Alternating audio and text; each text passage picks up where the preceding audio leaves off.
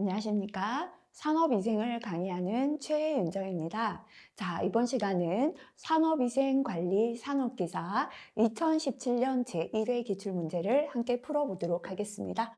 자, 1번 문제부터 함께 풀이하겠습니다. 풀이하기에 앞서서 제가 빨간색으로 별표를 해드리는 내용들은 별표 3개는 실기까지도 굉장히 자주 출제가 되고 2개는 필기에 자주 나오거나 실기에도 나올 수가 있다 이렇게 보시면 되고요. 별표 하나짜리는 필기용 문제다라고 보시면 되겠습니다. 제가 빨간색이 아닌 파란색 별표를 해드리는 건 필기 중에서도 자주 출제가 안 되는 문제다라고 보셔야 됩니다.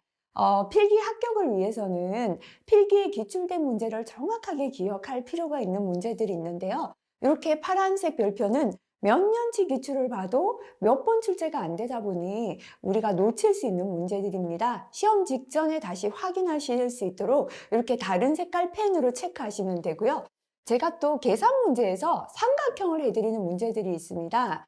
산업위생 같은 경우는 대부분의 계산 문제가 실기까지 연결되는 문제들이 참 많았는데요. 최근 들어서는 그렇지 못한 문제들이 있습니다. 다시 말하면 실기에 그다지 영향을 주지 못하는 필기용 문제인데요.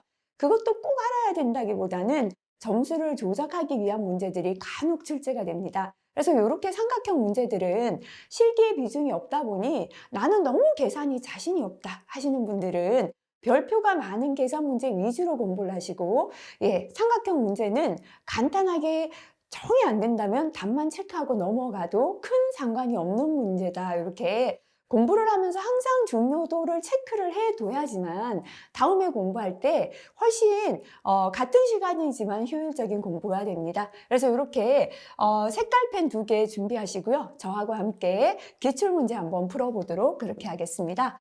필기 굉장히 잘 출제가 되는 내용입니다. 국소 피로를 평가하는 데에는 근정도가 가장 많이 이용됩니다. 자, 필요한 근육에서 측정된 EMG를 정상 근육에서 측정된 EMG와 비교할 때 차이가 있는데 이 차이에 대한 설명으로 맞는 것은 했습니다. 제가 요거 암기할 때요. 제가 암기를 하려다 보니까 굉장히 혼돈이 되어서 저주파수는 지읒이죠. 힘이 증가한다 지읒. 고주파수는 힘이 감소한다 기역인데요. 이때 저주파수의 범위는 0에서 40Hz고 고주파수는 40에서 200Hz까지가 해당됩니다.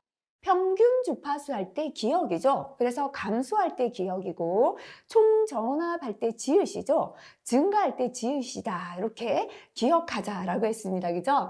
자, 그래서 총전압은 증가합니다. 평균 주파수의 증가가 아니라 평균 주파수는 어떻게 해야겠습니까? 감소가 된다 해야겠죠. 그죠? 자, 저주파수는 증가가 맞는데요. 범위가 틀렸죠? 0에서 40Hz까지가 저주파수이고요. 고주파수는 감소가 맞는데요. 역시나 범위는 40에서 200Hz까지의 고주파수다라고 해야 합니다. 그래서 맞는 답은 1번입니다. 별표 하나 있지만 여기 2개까지 되어 있죠. 필기에 자주 출제가 됩니다. 이런 문제들은 또 실기로도 나올 수 있다라고 보면 되겠습니다. 제가 여기 책에 있는 별표는 필기를 많이 포함을 시킨 거예요. 그래서 실기는 별로 나오지 않더라도 필기에 자주 출제되는 건 2개를 달아놨습니다. 왜냐하면 필기 합격해야 하니까요. 근데 여기서 달아드리는 별표는 실기에 나오는 비중을 좀 더 포함했다라고 보시면 됩니다. 필기에 자주 나오지만 실기는 그다지 자주는 아니다라고 보시면 되겠습니다. 자, 중요하죠, 그죠? 필기에 자주 출제가 됩니다. 제율의 종류 중에 천인율이죠. 천인율을 풀어보면 천인이죠. 1000명 근로자당 인율입니다. 제자수의 비율이다. 그래서 사람 대 사람에 대한 비율은 천인율 또는 이게 1년간의 제자수 비율이면 연천인율이다. 이렇게 붙을 수 있다라고 설명드렸습니다. 그죠? 자, 그래서 천인율은 밑에는 평균 근로자 수, 일하는 평균 근로자 많은 사람이죠. 어미 못자, 분모에 같고요. 다친 재해자 수가 사람 숫자 적죠? 적은 건 분자로 같다. 그죠? 그래서 곱하기 1000 해서 1000명 근로자당 재해자 수 비율이다. 1번 맞는 설명입니다. 근무 시간이 다른 타업종 간의 비교가 용이하다라고 했는데요. 천인율은 근무 시간이 동일한 업종 간의 1000명 근로자당 재해자 수를 비교하는 비율이 되겠습니다. 그래서 2번 설명 틀렸습니다. 각 사업장 간의 재해 상황을 비교하는 자료로 활용됩니다. 1년 동안에 근로자 1000명에 대하여 발생한 재해자 수는 연을 붙여서 연천인율이라고 한다. 맞는 설명 되겠습니다. 자, 그 다음 3번 문제에 넘어가겠습니다. 국제노동기구 ILO는 산업보건사업의 권장 조건으로서 3가지 기본 목표를 제시하고 있습니다. 기본 목표에 해당되지 않는 것은 있습니다. 자, 후진국 근로자의 작업 조건을 선진국 수준으로 향상시키는 데 기여하겠다. 아니죠, 그죠?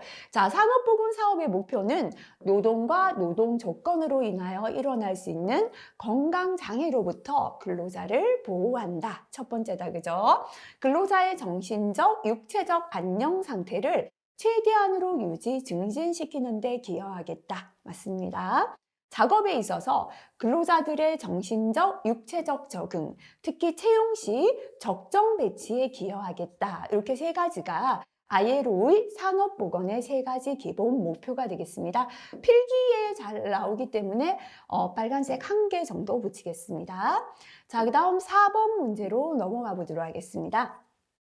산업안전보건법령상 보건에 관한 기술적인 사항에 대하여 사업주를 보좌하고 관리 감독자에게 지도나 조언을 할 수 있는 자는 있습니다. 사업장에 보건에 관한 기술적인 사항에 대해서 관리 감독자에게는 가르치는 지도나 조언을 하고 위에 사업주를 보좌하는 역할을 하는 사람, 보건관리사가 되겠습니다. 자, 그 다음에 5번 넘어갈게요. 역시나 필기에 자주 출제됩니다. 직업병과 관련 직종의 연결이 틀린 것은 했습니다. 잠황병은 재련공 아니다, 그죠? 자, 우리가 잠수부에게서 많이 발생되는 게 잠황병이죠. 죄송합니다. 제가 잘못 눌렀네요. 다시 한번 가볼게요. 자, 그래서 1번 설명 틀렸다, 그죠? 잠수부다라고 해야 맞습니다. 면폐증은 면이죠. 우리 방직 공장에서 이게 실을 짜는 면에 의한 진폐가 오는 거기 때문에 방직공. 백내장은 초자공, 그죠? 솜성난청은 조선업에 종사하시는 분들 발생될 수 있겠습니다. 해당되지 않는 거 답은 1번 되겠습니다. 6번 문제 넘어가겠습니다. 파란색 별표 하나 할게요. 인간기계 시스템 설계 시 고려사항으로 틀린 것은 이 문제는 산업안전을 공부하신 분들은 굉장히 수월하게 문제풀이 하실 거예요. 산업위생에는 조금 덜 나왔는데 인간기계 시스템이 뭔가 하면 우리 공장에는 사람만 따로 일하고 기계만 따로 일하지 않죠. 인간이 가진 장점과 기계가 가진 장점을 더 부각시키기 위하여 인간기계가 함께 일하는 맨머신 시스템, 인간기계 시스템으로 구성되어져 있습니다. 이러한 시스템을 설계할 때 고려할 사항이라 아닌 것은 이라고 했습니다. 첫 번째, 기계 시스템 설계 시에 동작 경제의 원칙에 만족되도록 고려해야 한다. 기계를 설계할 때 가급적이면 인간이 동작을 적게 줄일 수 있고 편리하게 한다. 좋은 거다, 그죠? 최종적으로 완성된 시스템에 대하여 부적합 여부 결정을 수행하여야 한다. 그죠? 완성된 시스템에 부적합이 있는지 없는지 결정을 수행해 본다. 이것도 좋습니다. 대상 시스템이 배치될 환경 조건이 인간의 한계치를 만족하는가의 여부를 조사한다. 시스템이 아무리 우수하더라도요, 인간이 이 기계를 이해하기가 힘들고 다루기가 힘들다면 그 시스템은 적합하지 못하죠. 그래서 시스템이 배치될 환경이 인간의 한계를 만족하고 있는가, 인간의 한계를 넘어선다면 인간이 이 시스템을 적용하기가 힘들어진다라는 게 되겠습니다. 자, 4번에 인간과 기계가 다 같이 복수인 경우에 배치에 따른 개별적인 효과가 우선적으로 고려되어야 된다. 다시 말하면 인간과 기계가 다 같이 복수다. 여러 기계와 여러 사람이 함께 일을 하는 시스템일 때 배치는 개별 효과가 우선적으로 고려되어야 된다 했는데요. 배치를 할 때는 인간-기계 시스템에서 배치는 항상 인간의 특성을 고려하여 배치해야 합니다. 그래서 이 부분 설명이 틀렸죠. 그죠? 그래서 이 문제는 별표하시고 인간-기계 시스템이라는 건 인간이 기계를 사용하기 편리하게 설계하는 시스템이다. 그죠? 그래서 기계나 환경 조건을 누구에게 편하게? 인간에게 편하게 설계하는 것이 맨머신 시스템, 인간-기계 시스템이다. 이렇게 머리에 넣으시면 되겠습니다. 자, 그 다음 7번 문제 넘어가겠습니다. 필기에도 자주 나오죠? 실기까지도 나올 수 있습니다. 미국 국립산업안전보건연구원의 중량물 취급 작업에 대한 권고지 중에서 AL이죠. 감시 기준이 40kg일 때 최대 허용 기준 MPL을 계산하라 라는 문제 되겠습니다. 자, 최대 허용 기준 MPL은 3 곱하기 AL 감시 기준이 됩니다. 현재 감시 기준이 40이기 때문에요. 3 곱하기 40 하시면 120kg이 답이 되겠습니다.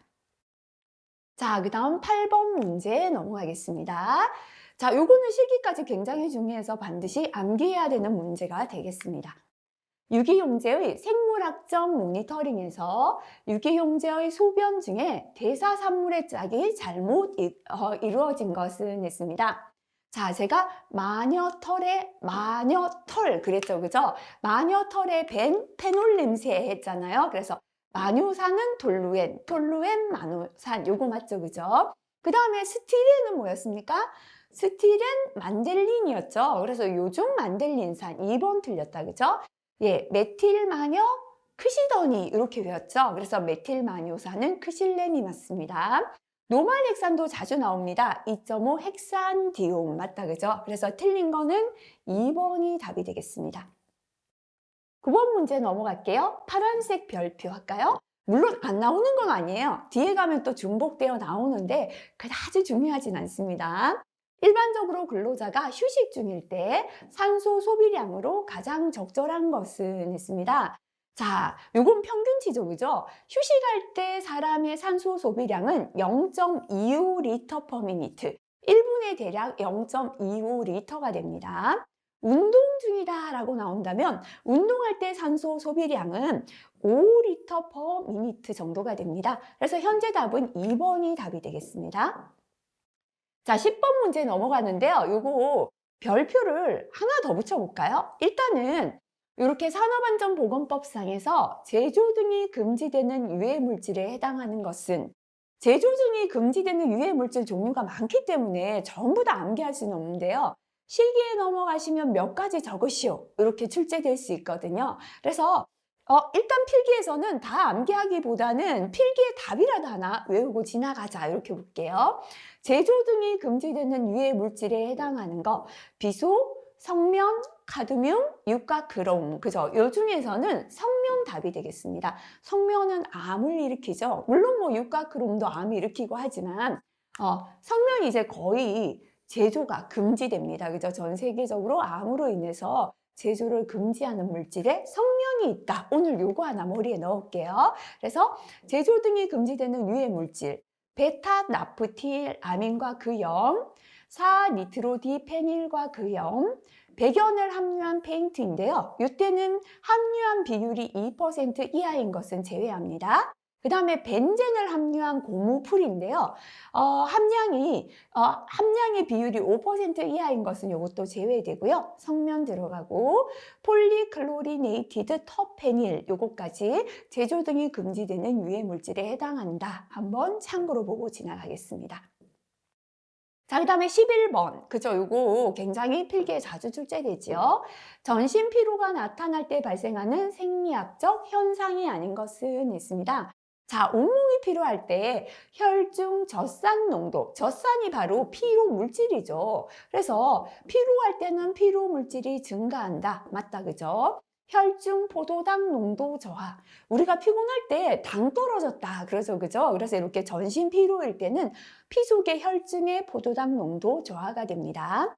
근육 내 글리코겐 양의 감소. 이렇게 세 가지는 피로할 때 나타나는 현상이 맞다, 그죠? 근데 3번에 산소 소비량이 지속적으로 증가한다는 건 피로의 현상은 아니죠. 자, 전신 피로 상태에서 나타나는 현상은 산소 공급이 부족해진다, 그죠? 혈중 포도당, 글루코스 농도가 저하되고 근육 내 글리코겐 양은 감소되고 혈중 젖산 농도가 증가되고 작업 강도가 증가할 때 전신 피로가 나타날 수 있겠습니다. 자, 12번 문제 넘어가겠습니다.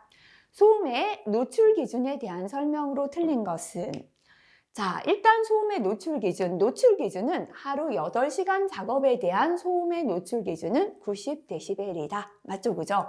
우리나라의 소음 작업은 하루 8시간 작업하는 동안 85dB 이상 소음이 발생되는 작업은 소음 작업입니다. 소음 작업의 정의입니다. 하지만 노출되는 노출 기준은 하루 8시간 동안 90dB에 까지 노출될 수 있다. 그죠? 그래서 요 소음 작업에 대한 정의와 노출 기준 이거 구분하시기 바라고요.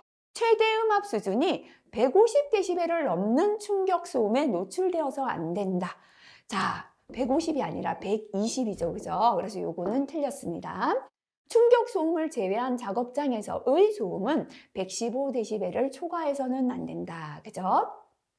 자, 충격 소음이란 최대 음압 수준이 120dB 이상인 소음이 1초 이상의 간격으로 발생하는 것을 말한다. 이거 맞죠? 근데 여기서요, 이거 제가 설명을 잘못했습니다. 다시 말하면 충격 소음을 제외한 소음은 일반 소음이죠. 소음 작업은 어디까지 있는가 하면 자, 밑에 참고를 한번 보도록 할게요.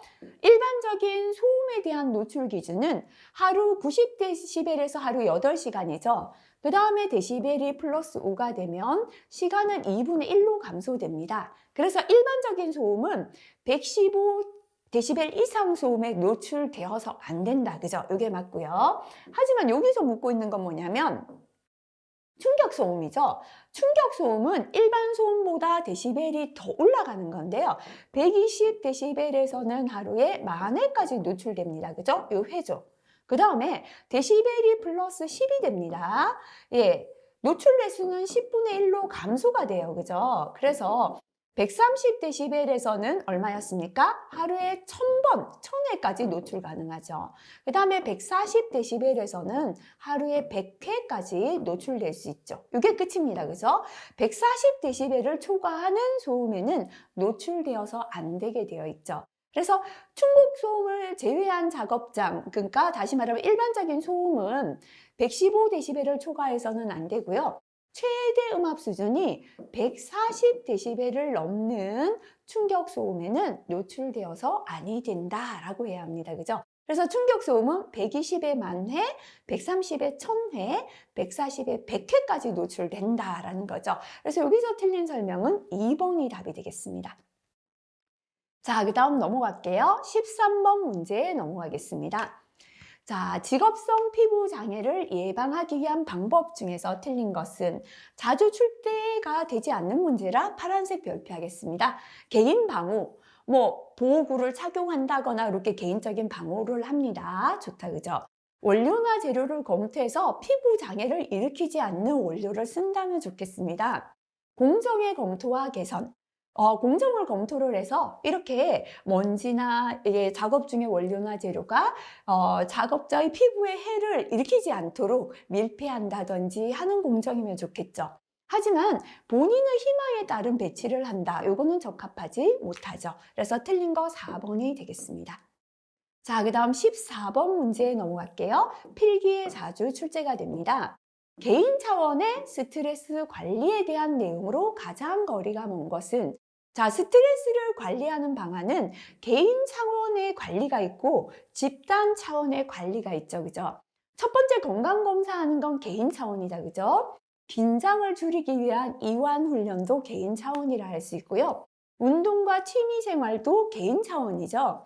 하지만 회사에서 직무를 순환하는 건 개인이 할 수가 없고 집단 차원의 관리가 되겠습니다. 답은 3번 되겠습니다. 자, 실기까지도 중요합니다. 단순 질식제가 아닌 것은 있습니다. 질식제는 크게 두 가지가 있습니다. 단순 질식제는 생리적으로는 아무 작용도 하지 않아요. 몸 안에서 아무 작용도 안 하는데 단지 이가스가 많으면 공기 중에 산소 비율이 줄어들죠. 그래서 질식을 일으키는 거죠. 그죠? 그래서 대부분 수소나 질소나 이산화탄소나 헬륨, 메탄에탄, 프로판 같은 공기의 성분이다라고 보시면 되겠습니다. 그죠? 자, 두 번째는 화학적 질식제가 있는데요. 이 화학적 질식제는 혈액 중에 혈색소와 결합해서 산소 운반 능력을 방해하죠. 그래서 뇌질식을 일으키는 물질들을 말합니다. 대표적으로 우리가 연탄가스 중독된다 하죠. 일산화탄소 CO가 해당이 되고요. 황화수소, 시아나수소, 아닐린 등이 화학적 질식제가 되겠습니다. 자, 단순 질식제가 아닌 거 그죠? 단순 질식제는 대부분 공기의 성분이다라고 했습니다. 수소, 질소, 헬륨 맞고요. 해당되지 않는 거는 답은 4번의 암모니아 되겠습니다. 16번 넘어가겠습니다. 네, 실기까지도 한 번씩 출제가 됩니다. 각 국가 및 기관에서 사용하는 노출 기준의 용어가 틀린 것은 했습니다. 그죠? 자, 오펠 그랬죠. 그죠? 미국의 OSHA 오펠 기준이고요. 영국이죠. 그죠? HSE 그죠? 자, H웰 그랬죠. 그죠? 독일은 독M 했고요. 스웨덴은 SO라고 외웠죠. 그죠? 스웨덴은 OEL 기준이죠. 그래서 틀렸는 거 바로 답은 4번 되겠습니다. 자, 17번 넘어갈게요. 실기까지도 나올 수 있죠. 그죠? 작업 대사율 아래말이 7이다라고 주어졌습니다. 해당하는 작업을 하는 근로자의 실동률을 계산하라 라고 했습니다. 실노동률 또는 실동률은 85-5 곱하기 아래말이 공식입니다. 자, 아래말이 7이기 때문에요. 85-5 곱하기 7 하게 되면 50%가 답이 되겠습니다. 18번 문제로 넘어가겠습니다. 요거 파란색 별표 한번 하도록 하겠습니다. 자주 출제되지는 않습니다. 근골격계 질환의 특징을 설명한 것으로 틀린 것은 있습니다. 생산 공정이 기계화 자동화되어도 꾸준하게 증가하고 있다. 맞죠? 그죠? 기계화됨으로 인해서 반복적인 동작이 많다 보니까 근골격계 질환은 꾸준히 증가하고 있습니다. 우리나라의 경우 산업재해는 50인 미만의 영세 중소기업에서 70% 정도를 차지한다. 맞습니다. 자, 큰 대기업보다는 이렇게 영세한 50인 미만의 작은 기업에서 대부분의 산업재해가 발생되고 있습니다.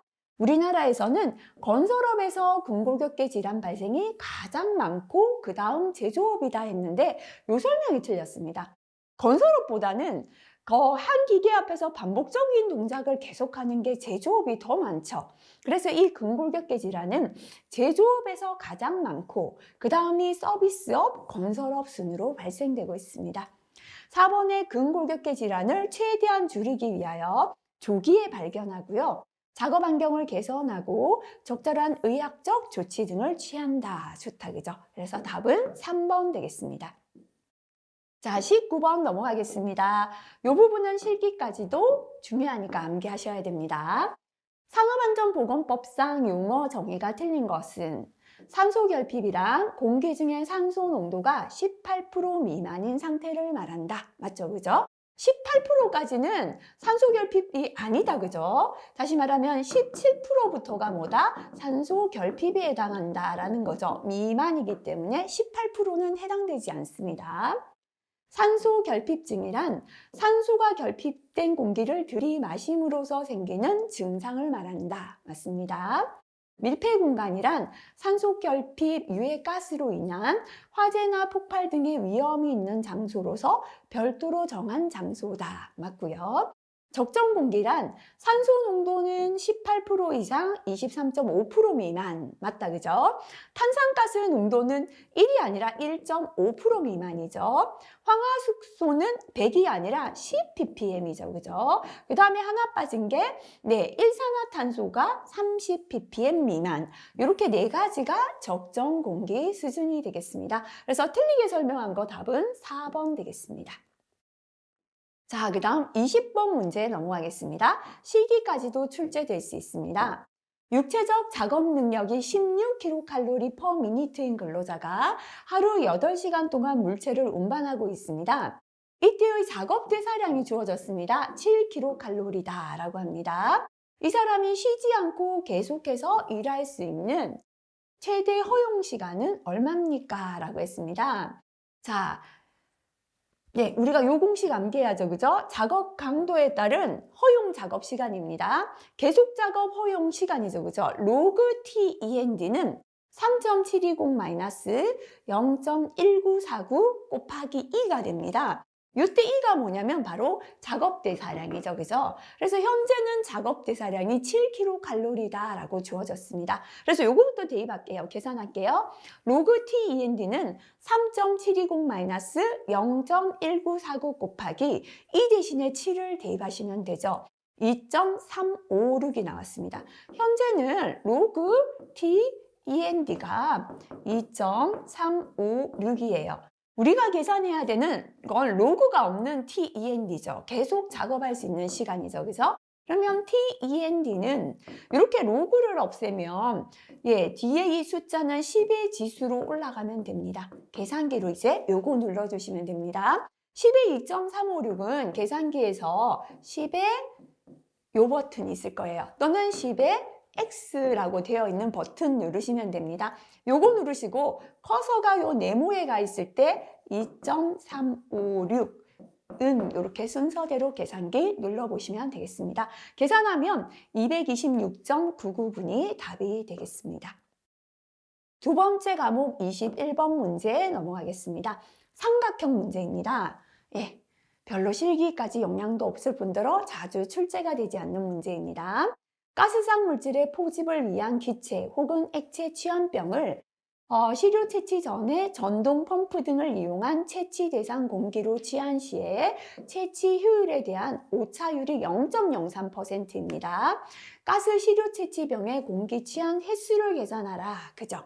자, 요거 보시면 됩니다. 공기 취한 횟수 N은 로그 2분의 100인데요. 여기에서 2가 뭐냐면 채취 효율에 대한 오차율 %를 그대로 대입하시면 됩니다. 현재 오차율이 0.03%죠. 퍼센트 떼지 않은 0.03을 그대로 넣으시면 되고요.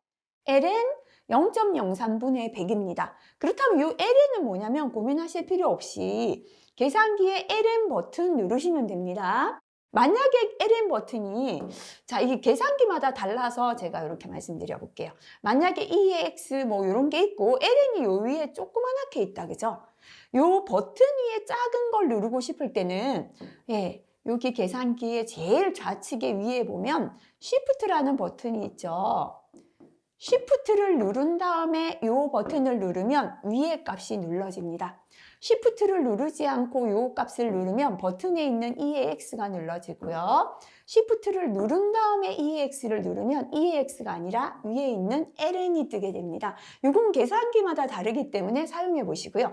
LN이 나온 상태에서는 100 나누기 0.03은 이렇게 순서대로 계산기 누르시면 계산할 수 있겠습니다. 자, 그 다음에 넘어가겠습니다. 네, 실기에도 단골로 잘 나오는 문제, 공식만 암기하시면 됩니다.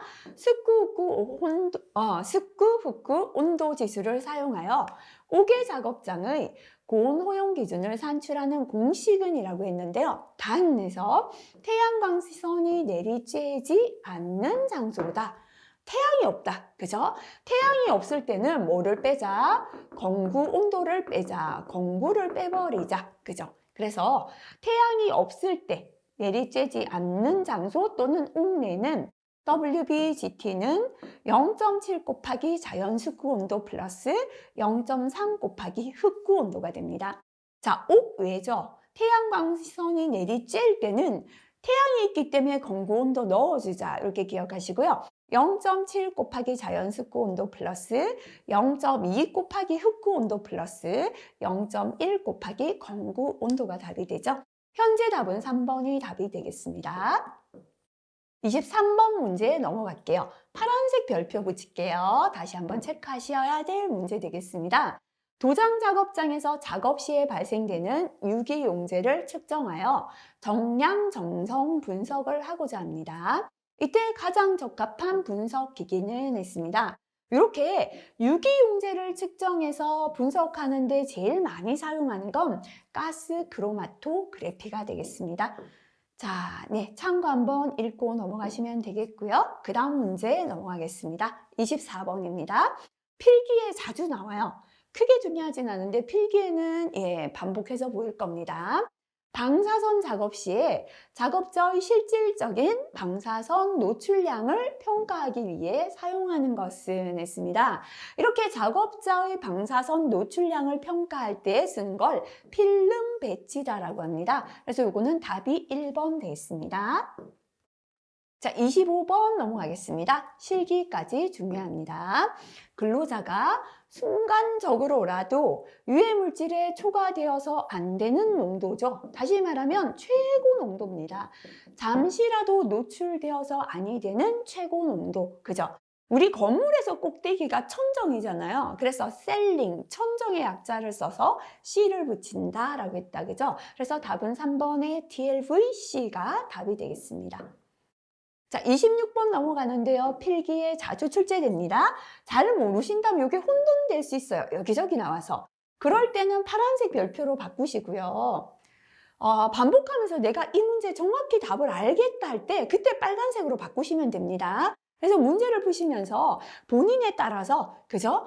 제가 빨간색 하더라도 본인이 어렵고 혼돈된다면 파란색 붙여놓는 게 맞겠죠. 그죠? 기류를 측정하는 기기라 할 수 없는 것은 했습니다. 카타 온도계, 풍속계입니다. 못하네요. 죄송합니다. 풍속계, 열성 풍속계 전부 다 기류를 측정하는 건데요. 아스만 통풍 건습계는 습도를 측정할 때 사용합니다. 그래서 틀린 거 답은 1번이다. 기억하시면 되겠습니다. 27번 넘어가겠습니다. 필기에 자주 출제됩니다. 검지관에 대한 설명으로 틀린 것은 했습니다. 검지관은 특이도가 높은 게 아니죠. 특이도가 낮고 민감도가 낮다 그랬다. 그죠? 특이도가 낮아서 다른 방해물질의 영향을 받기 쉽고 오차가 크다라고 했습니다. 자, 그래서 틀린 거 1번이다. 그죠? 비교적 고농도, 요것도 오타네요. 죄송합니다. 고농도에서만 적용이 가능합니다. 검지관은 굉장히 간단해요. 이렇게 검지관을 들고 현장에서 바로 딱 하면 바로 그 가스의 농도를 이제 있는지 농도를 검지할 수 있는 건데요. 그러다 보니까 가스마다 특이도가 낮아서 조금 오차가 클 수도 있고요. 고농도가 아닐 때는 이게 검지할 수 없는 이런 단점도 있었고요. 다른 방해물질의 영향을 받기가 쉽죠. 오차가 클 수 있고요. 한 검지관으로 단일 물질만을 측정할 수 있죠. 그래서 각각 물질에 맞는 검지관을 선택해서 그죠? 이게 측정해야 하고요. 각 오염물질에 맞는 검지관을 선정해야 합니다. 틀린 거는 1번 답 되겠습니다. 28번은 실기까지도 중요합니다. 암기하시기 바랄게요.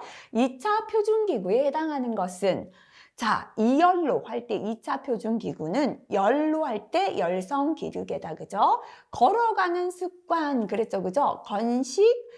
걸어가는 습관 테스트 하는 할 때 건식 테스트다. 건식 가스미터고요. 습관 테스트 할 때는 습식 테스트 미터다. 그죠? 그 다음에 오리 할 때는 오리피스 있었죠. 그죠? 이열로 할 때 로타미터 빼먹었네요. 그래서 이열로 걸어가는 습관 테스트하는 오리 이렇게 기억하시면 됩니다. 그래서 습식 테스트 미터가 2차 표준기구에 해당되죠. 자, 그 다음에 넘어가서요. 실기에 굉장히 자주 출제되는 유형이다 보시면 됩니다. 3개 붙여도 괜찮습니다. 자, 아세톤 근데 요 ppb를 묻는 건 그렇게 흔하지 않아서 한 2개 붙여볼게요. 요거 주의해서 하셔야 합니다. 그죠? 아세톤 2000ppb는 몇 미리그램 퍼 미터의 삼승인가? 여기서 단위 우리 기억하고 지나갈게요. ppm은 10의 -6승이고요. ppb는 10의 -9승입니다. 그래서 다시 말하면 1000ppb가 1ppm이다. 요거 머리에 넣으시면 되겠습니다. 그냥 요거 있더라도 뒤에 거 기억하세요. 그래서 2000ppm은 ppb니까요. 다시 요것 말하면 2ppm이다 하고 똑같은 겁니다. 그죠? 자, 그럼 우리가 꼭 기억해야 될 공식이 있다. 그죠? 미리그램 퍼 미터의 삼승은 25도씨 1기압에서 기체 1몰에 부피다. 그죠? 24.45분의 ppm 곱하기 분자량이다. 그죠? 분자량.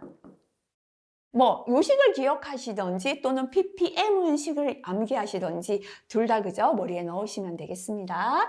대입할게요. 24.45분에 현재는 2ppm이 되고요. 분자량이 58이다 해서 대입하시면 되겠죠? 계산하면 4.74 mg per 미터의 삼승이 답이 되겠습니다.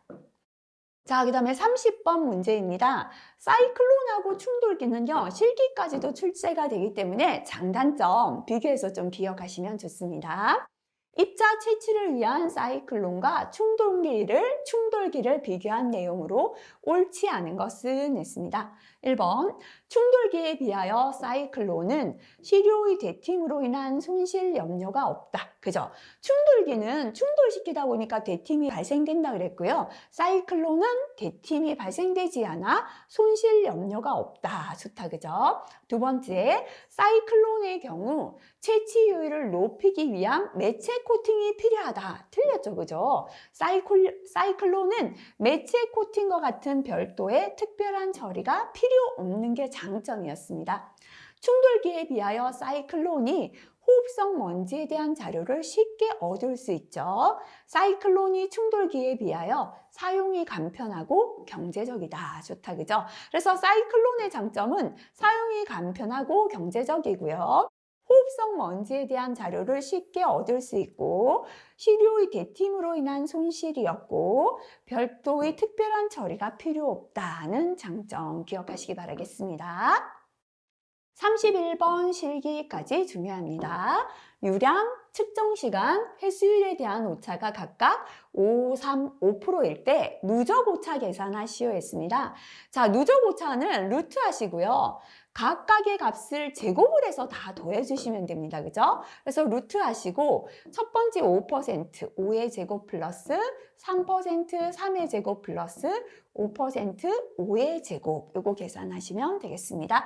값은 7.68%가 답이 되겠습니다. 자, 넘어가서 32번 문제 파란색 별표하겠습니다. 자주 출제되지 않는 문제입니다. 가스 크로마토그래피에서 컬럼의 역할이 뭡니까? 라고 했습니다. 자, 가스 크로마토그래피에서 컬럼은 시료 성분을 분배하고 분리하는 역할을 하는 게 컬럼이 되겠습니다. 그래서 답은 시료 성분의 분배와 분리 4번이 답이 되겠습니다. 자, 3번 문제 실기까지 준비해서 꼭 암기하시기 바라겠습니다. 성면의 공기 중 농도를 표현하는 표준 단위로 사용하는 것은 했습니다. 성면은 개수로 센다. 그죠? 개 퍼 센티미터 3승입니다. 자, 요게 개 퍼 센티미터 3승이 cc하고 똑같습니다. 그래서 이렇게 나와도 틀리진 않다 보시면 되겠습니다. 가스나 증기나 분진이나 퓨움이나 미스트는 미리그램 퍼 미터의 3승 또는 ppm 단위가 되고요. 고열이죠. 습구-흡구 온도 지수를 구하여 도시로 표시하게 되고요. 소음이죠. 데시벨 A입니다. 그냥 데시벨이라고 나오면 이거 틀렸다 할 수도 있습니다. 그래서 반드시 소음은 데시벨 중에 A 특성치다. 이렇게 기억하시면 되겠습니다. 자, 그 다음 34번 넘어가는데요. 중요합니다. 가장 많이 사용되는 표준형 활성탄관의 경우 앞층과 뒤층에 들어있는 활성탄의 양은 했는데요. 간혹가다 실기에서도 이걸 묻는 경우 있으니까 암기하겠습니다. 자, 활성탄관은 앞층에 100mg이 있겠습니다. 공기 입구 쪽이 앞쪽이죠. 그래서 공기가 지금 이렇게 들어오잖아요. 그러면 여기 분리층이 있고 앞층이 더 많아요. 100mg. 그 다음에 뒤층은 50mg 이렇게 구성이 되어 있죠. 그래서 맞게 된 거 답은 2번 되겠습니다. 35번 넘어가는데요. 요거 파란색 별표하겠습니다. 자주 출제 안 되고 어떤 물질을 뭘로 분리하느냐, 이거 전부 다 암기하기 사실 너무 힘들잖아요. 유해 물질 종류가 얼마나 많습니까? 그래서 이런 건 따로 체크 딱 하시고, 이제 필기용 문제이기 때문에 시험 치기 직전에 다시 한번 눈여겨보시고 확인하시는 게 좋겠습니다. 이온 크로마토그래피로 분석하기에 적합한 물질은 했습니다. 자, 이렇게 이온 크로마토그래피는 음이온과 양이온, 이렇게 분석을 하는데요. 음이온에서는 질산, 인산, 황산, 크롬산 이온을 분석하겠습니다. 양이온을 리튬, 나트륨, 칼륨, 칼슘 등의 분석에 이용됩니다. 그래서 이것도 다 암기하실 필요는 없고요. 일단 무기승, 크롬산, 사이화탄소, 에탄올 중에서 크롬산 이온을 분석한다. 이거 기억하시기 바라겠습니다. 36번 넘어가겠습니다. 제가 요거는 삼각형 붙여드릴게요. pH를 묻는 문제까지는 그렇게 흔하게 잘 나오지 않고요. 요거를 이해하려면 다른 계산 문제보다는 화학을 조금 아시는 분이 풀면 쫙 보고 이해가 되실 텐데, 화학에 대한 이해도가 조금 없는 분들은 굉장히 어려울 수 있습니다. 그래서 본인의 계산 능력 정도에 따라서 도저히 너무 많은 시간이 소요되고 이해가 안 된다 하시면 넘어가도 큰 문제는 없다 보시면 되겠습니다. 황산입니다. H2SO4의 분자량은 98입니다. 근데 현재는 4.9g이 100ml의 수용액 속에 용해되어 있습니다. 녹아있다는 거죠. 이 용액의 pH를 계산하라 했고, 황산은 100% 전리한다, 분해가 된다라는 게 되겠습니다. 1몰이라는 거는요, 용액 1리터 중에 이 물질이 얼마만큼 녹아있는가, 1리터분의 분자량을 1몰이다라고 합니다. 그러면 황산 1몰은 1리터 중에 황산의 분자량이 98이니까 98g이 녹아있으면 이게 1몰이 됩니다. 근데 현재는 1리터가 아니라 100리터다라고 했죠. 여기가 곱하기 100배가 되었기 때문에 위에도 100배 돼야죠. 그러면 100리터 중에는 9,800g이 녹아있으면 이게 1몰이 되는 거예요. 자, 그럼 비례식 세워 볼게요. 1몰이 되려면 9,800g의 황산이 녹아있어야 됩니다. 1대 9,800은, 근데 현재는 4.9g 밖에 없는 거예요. X몰, 몇 몰인지 모르겠습니다. 그죠? 그렇다면 4.9g은 몇 몰인가? 이렇게 비례식을 세웠죠. 비례식은 밖에 거끼리 곱한 건 안에 거 곱하고 똑같아요. 그래서 1 곱하기 4.9는 9,800 곱하기 X 되겠죠? 그러면 X는 하면 곱해졌는 게 넘어가면 반대로 밑에서 나눠줘야 되죠.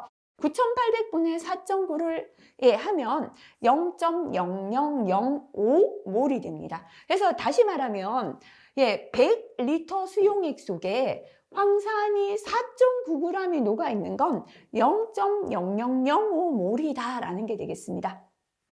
요까지만 나왔다면 괜찮은데요. 제가 삼각형을 붙인 건 그 뒤에 또 요 pH를 계산해야 됩니다. 그죠? H2SO4를 나눠보면 이래요. EH 플러스에 SO4는 E-인데요. 이게 왜 플러스 됩니까? E- 됩니까?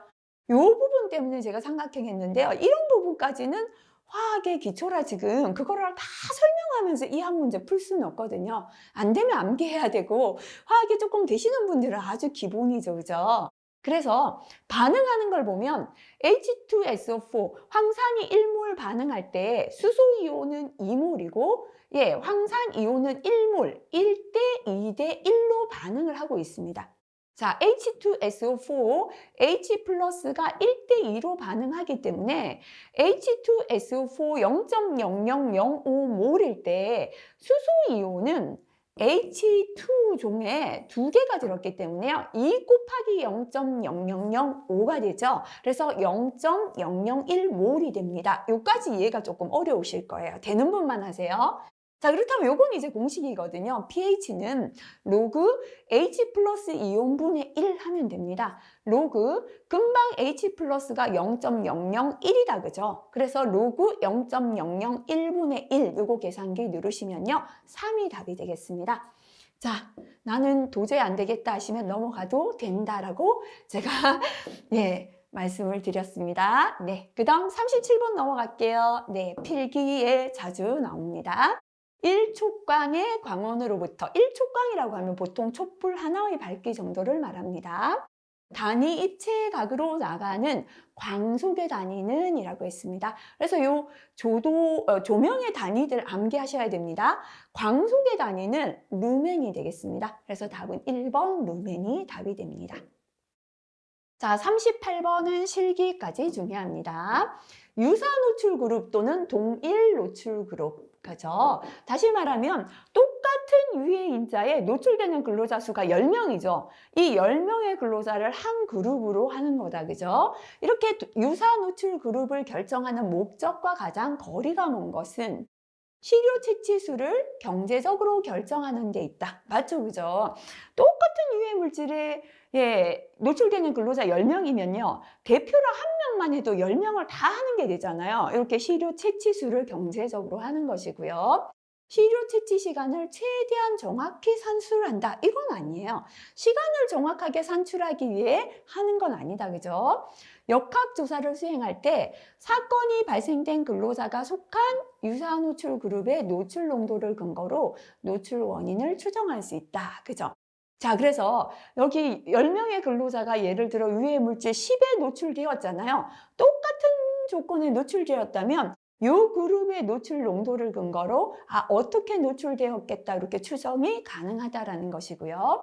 모든 근로자의 노출 정도 추정을 하고자 하는 데 있다.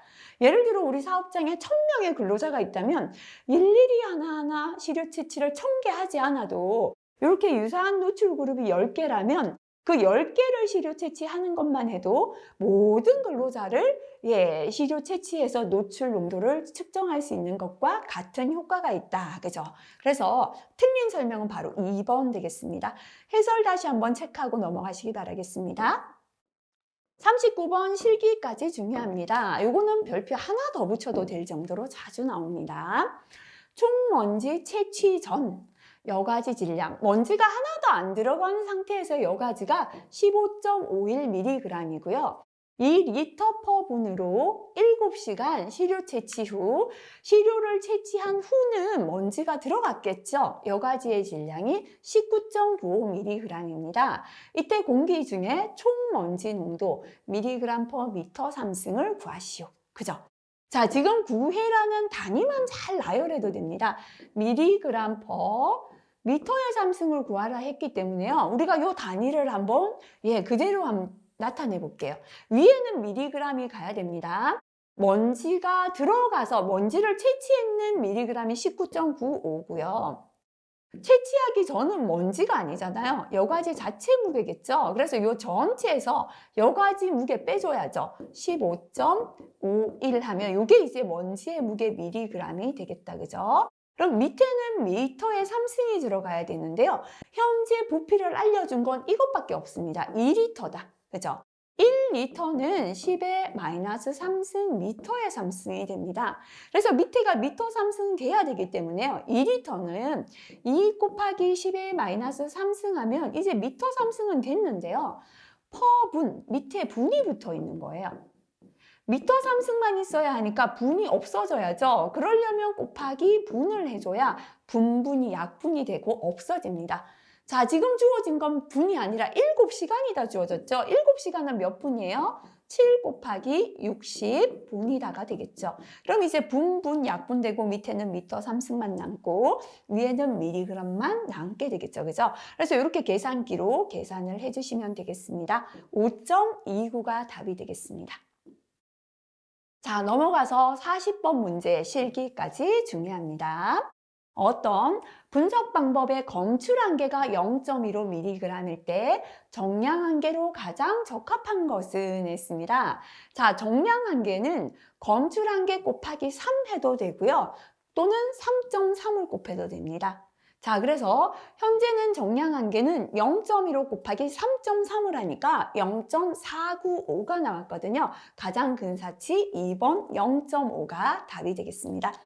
자, 이번 시간은 이렇게 처음으로 기출문제 풀어봤습니다. 기출문제 풀이하면서 각자가 다 다르죠, 그죠? 내가 어려운 문제, 분명히 말씀을 아까 시작할 때 드렸죠. 두 가지 색깔을 준비하셔서 자주 나오는 문제 빨간색으로 구분하시고요. 자주 출제가 안 된다는 파란색 또는 문제를 풀면서 내가 이해가 어렵거나 내가 아직 답을 모르겠는 문제는 다른 색펜으로 체크를 해두시고 반복해서 풀면서 이 파란색이 점점 사라지고 빨간색이 되도록 색을 바꿔가시면 됩니다. 그래서 시험 마지막에는 내가 모르는 문제가 체크가 되어 있어야 돼요. 그래서 시험 앞두고 한 3일 동안은 10번도 더 반복할 수 있습니다. 뭐만 보면 될까요? 아직 정확히 알고 있지 않은 내용만 반복하시면 돼요. 이게 바로 필기에 합격하는 공부 방법이 되겠습니다. 그래서 시작하는 시간부터 저를 따라서 이렇게 교재 반드시 공부 내용 체크하면서 그렇게 공부하시고요. 자, 아직까지 정확히 모르고 있는 문제가 있다면 책을 바로 덮으시면 절대로 안 되죠. 복습은 바로 하는 게 가장 좋습니다. 그래서 체크된 문제들 꼭 다시 한번 체크하시고 이번 시간 마무리하시면 좋겠습니다. 수고하셨습니다.